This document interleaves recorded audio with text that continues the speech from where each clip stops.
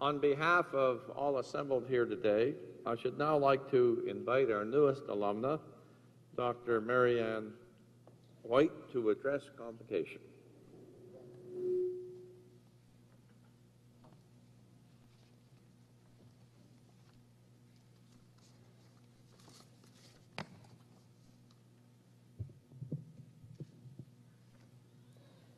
Chancellor Thompson, President Chakma, stage party guests, friends and family, and most especially the graduates. Wow. I have to tell you, I can't tell if I'm wearing my hat or not because I'm so goosebumped to see all of you there with your smiling faces, and what an exciting day we have ahead of us. This day is really a moment out of time when the world hits the pause button to celebrate your achievements and to celebrate Western. As you've heard, my connections with Western are both long-standing and deep. As a young child, I lived on the edge of campus on Richmond Street North, and one of my earliest memories is one of our neighborhood boys whose father worked at Western telling me that the university was open to everybody and we could go and have a look. So we went and explored somebody's lab. I'm not sure our parents were too happy, but it was my first venture into a lab and definitely not my last. That was about age 8. But even at age 8, I was really familiar with Western education. As you heard, my grandfather, Myron Miller Sr., received an MD from Western in 1923. And when he was a student at Western, he was taught by a relative, his father-in-law's cousin, Dr. Edwin Seaborn, who was an 1895 MD graduate from Western. And Dr. Seaborn would have joined Western in its second decade. That's how far back things go. Furthermore, Dr. Seaborn was himself a 1938 recipient of an honorary degree from Western. As a young child, I had heard my grandparents talk reverently of Dr. Seaborn, and it's humbling to think that we share such an honor. And there are other Western graduates in my family, including my sister, Linda Craig, sitting here in the front row, who holds a BA and is currently in the executive MBA program. And her husband, my brother-in-law, Randall Craig, who's also here, recipient of an honors BA. And my goddaughter, Natalie Fioratis, watching on the web, who is currently an MSc student in pathology and doing an experience in Kitchener. And I can relate to the pride of the parents who are here today, too. In 2004, my son, David White, received an honors BSc in applied mathematics with distinction from Western. Over the years, I've had many interactions with Western, with the Department of Chemistry especially, and as Professor T.K. Sham, my presenter here today, said, also with him in terms of research. And that's a lot of connections with Western, but there's more.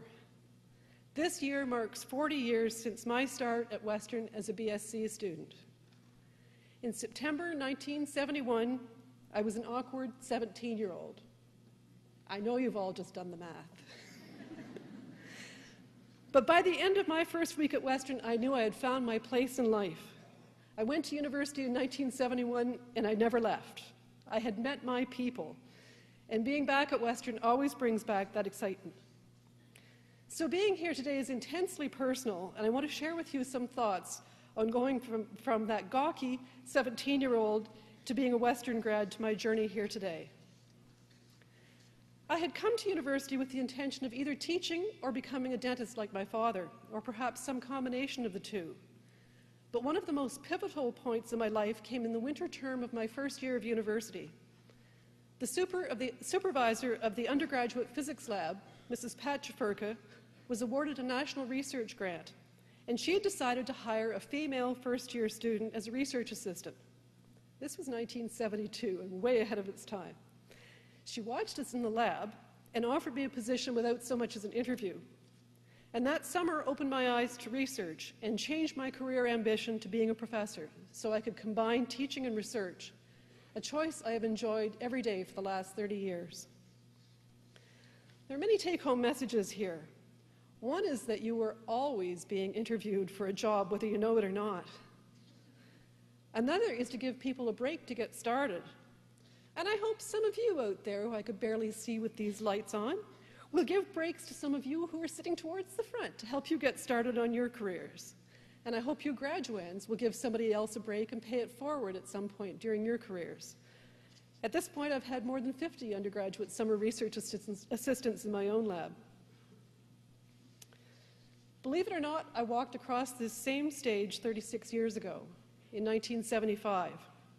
This was decades before most of you graduates were born or even thought of, but some of the older members of this audience might remember that 1975 was designated by the UN as International Women's Year, with the very powerful slogan, "Why not?" At that time, chemistry was not a traditional subject for women to study. There were precious few women PhDs in chemistry, and even fewer women professors of chemistry. But this simple slogan, "Why not?" in 1975, really opened doors for me. And when I graduated from Western, I was exceptionally honored to win a top national PhD scholarship, one of 50 across the country in all of science and engineering. The only condition was that you could not stay on at the same university for graduate studies. And even though there were outstanding professors at Western in my field, and it was very hard to leave, moving on to another university for graduate school allowed me to meet new people and think in new ways, while building on my exceptionally strong platform of my Western undergraduate education. I took a chance on moving on, and it worked out well. And it was good for Western too, because some of the undergraduates who I met at that university then came to Western for their graduate studies, again cross-pollinating the field. So my advice to you is to move outside your comfort zone. It will propel you further towards further growth, both personally and professionally. When I graduated from Western, I felt all grown up, as I'm sure many of you people here today with your hoods in your hand do as well. But frankly, I noticed that not everyone else was. But you are about to be university graduates. These are words of maturity not to be taken lightly. Your diploma is going to say that it is presented with all its rights, privileges, and obligations. You are privileged members of society to have even been here at Western, and graduation does confer the right to be proud, especially today. But I would like to concentrate on the word obligations. As an educated person, you have an obligation to share your knowledge with the world. I'm assuming that you're also going to benefit financially from holding a Western degree, and I want to encourage you to feel an obligation to share that wealth. Recently, I read a startling fact. Those people who donate more money to charity are wealthier. Oh no, it's not what you think. It's not because they have more money. By following donors over years, researchers have found that people who donate more become wealthier because they are leaders in our society. And donation to charity is just one form of their leadership. As a mature, contributing member of society and a Western grad, you should show your leadership whenever possible. You might ask, what difference can one person make? But all change comes down to one person, and you can be the one. A sign over the desk of one of my first graduate students had some good life advice. There are two ways to be happy in life: get what you like, or like what you get. My advice is to get to know what you enjoy doing and to try to arrange your life to do that. I used my analytical skills to choose my research area, thermodynamics, the study of heat and energy. From my program here, I knew the topic was deep and yet still had mysteries, and I thought it would make an exciting life's work. I still agree with this analysis, by the way. Also, I find that sharing my research expertise with people in other disciplines broadens me further. Most recently, we've been working with a company to build a prototype to store solar energy, so thermodynamics is also useful.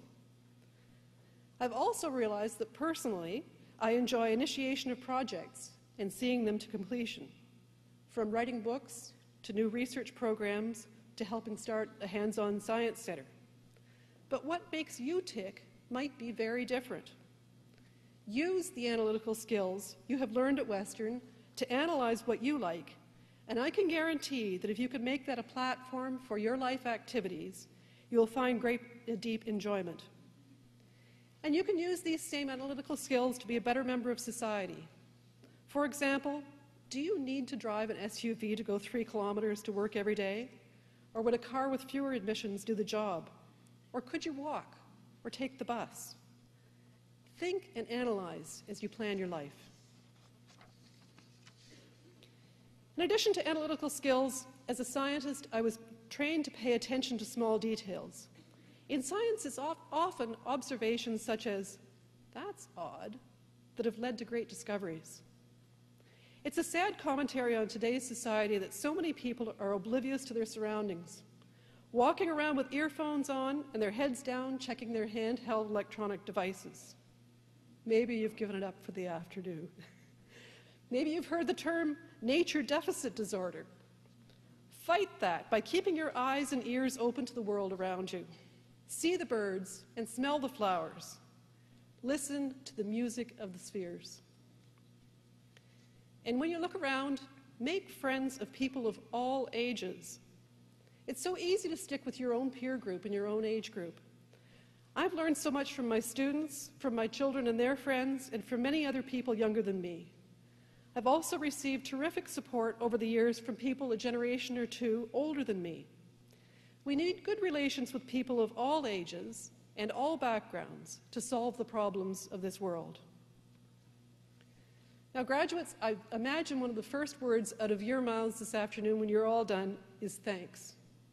And I would also like to use this opportunity, very public opportunity, to say thanks. Thanks to my late parents, who valued education, and who helped me buy a car on the day I graduated from Western. Thanks to the inspiring professors I had at Western, some of whom are here today. Thanks to my husband, Rob, the most important person in my life. He's been my partner through thick and thin, poor and rich, sickness and health, and my best supporter for 34 years. The best I could wish for all of the graduates is that they find someone to share their lives with as well. And thanks also to my children, David, listening in Los Angeles, Alice, listening in British Columbia, other family members, friends, students, and colleagues who have supported me in an amazingly fun career that's not over yet. A final word to you graduates. Each of you is so special, and you will have an individual path launched by your graduation today. I hope that you will always feel energized, as I do, when you look back on your time at Western. But now, the world needs you, needs your talents, expertise, and doggedness, honed by those late nights studying. Go forth, work hard, have fun, write your own life stories. Thanks very much.